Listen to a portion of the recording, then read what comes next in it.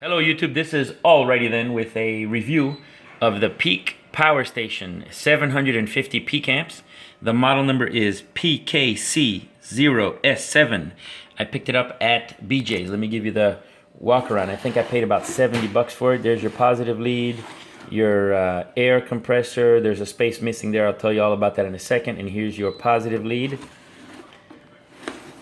So this is one of these things that I keep in my truck all the time because you never know when you're going to have to give yourself a battery boost, or if you have a flat tire, or if you need a light, or if you need to do other things. So let me just go over the features on this. This is the button that you use, or the switch that you used to turn on when you're ready to jump start the car. So you would turn it on. You can see that you've got your jump starter on, and it tells you that you have 85% battery capacity. If you do not connect your leads correctly to the battery, it's going to tell you incorrect connection, and you know to switch the connection before you jump the car. So let's turn that off.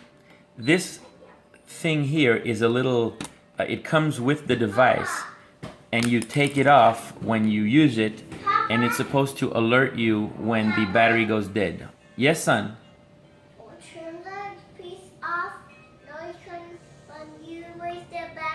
That's right. If you leave it on, you waste the battery. Okay. So on this one, this is your low charge alert. If you take this off, when the battery gets to... Okay. Yes, sir. Thank you, son. So if the battery goes below a certain percentage, it'll start beeping and let you know that you have to charge it. Excuse me, son. Hold on. Let me do the video. Hold on. Miss Russell. My name is going is what I display. What's that well? Okay, thank you, sir. Okay, so like I was saying, when the battery indicator goes low, then this you take this off and it'll start beeping. But since I don't need it to tell me when the battery's low, I could just check. I'll leave this in. This is your battery test button, so if you touch it, it'll tell you how much battery you have. This little button right here, this is to turn on your outlet. It's a 110 volt switch outlet, so it'll power small things, and it also tells you the capacity, so you know how much the battery is dying or not. Here you have your USB port, so you could plug in your phone or anything like that if you need that in an emergency. Here you have the light switch, so when you click that, it turns on a light, so you have a little flashlight. And this is for your air compressor. And you can also plug it into a, you can plug in a socket to it. That's another auxiliary DC socket. So it's pretty complete for a small unit. It has everything you need in an emergency, very complete. Now, if you turn on the tire, it'll tell you how much pressure it is. So you turn on the air compressor, and as the tire is inflating, it'll keep going until it reaches the correct pressure. And then once it does, then you can turn it off, okay? And again, here is your little thing, your little air pressure thing here. Now, this is where this was. And this is the plug. And this is the plug. That's right, it's a plug. Yes, you're right, Papa. So what happened, Kai, is that this, I went to plug it in, and as I was pushing this little extension, I have this little extension cable that I plug into it. As I was plugging it in, the whole plug fell through, and this thing broke. So what I did, it came, this little plastic housing that you see here below, that little plastic housing where the rivets are, was being held by these little screws. Super tiny screws, and with the littlest pressure they broke. So what I did is I drilled a hole through the whole thing, and I put some rivets to it, and now it's working fine. I had to open the device, so now I'm going to show you how to put it back together, okay? Can I collect these? No, not yet, son.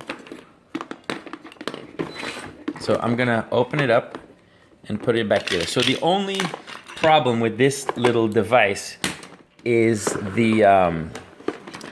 that switch.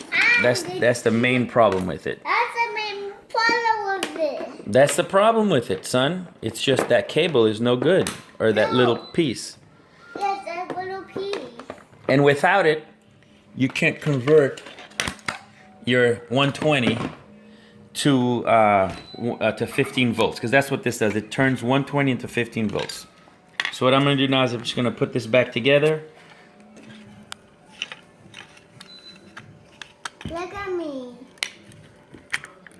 I'm dancing. And the way I took it apart was that I took a razor blade and actually cut along the edge here, along the plastic, and I cut it to open it up. But that's okay. I'm going to put a piece of tape around it, and then there are some screws, a little housing like this that's going to hold it in place. All right, so let me get to that and I'll come right back. All right, guys. So what I'm going to do is now I just put some tape around this to protect it. And what I'm going to do is I'm going to leave these things out because I don't want it to break again. And I don't feel like going and return it. So that it goes.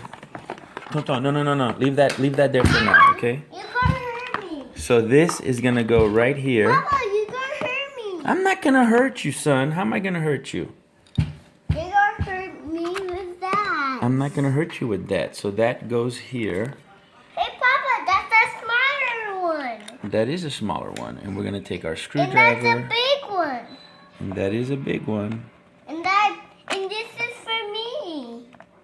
And this is for me, Papa. All right, let me do this, and then I'll come back. All right, guys. So I have screwed it in. You can see it's nice and sturdy, and this is gonna be connected. Papa. Papa. Yes, son. You're gonna wear this now. And then that's gonna go connected right here. Let me connect it. Okay, so that has been connected, and now I'm gonna put the unit back together. So let's take a look at the inside real quick. This is your battery. One good thing about this is that if the battery ever goes dead, you can always go to Batteries Plus or any of those places and just get yourself a new battery, and you can still have the unit, and that'll cost you about 25 bucks. This is the air pump in there, and that's your, the little power center, that kind of the brain and everything else, okay? So let me put this back together and we'll talk some more. Okay, so I put the whole thing back together, and I'm gonna leave that plug out. There's no need for me to put it back in, because notice how it doesn't stay extended past everything else that's on here. So it's not gonna get hurt in any way. So let me put these things back. You just go, this goes right around here, goes connected like that. The air cord goes right here,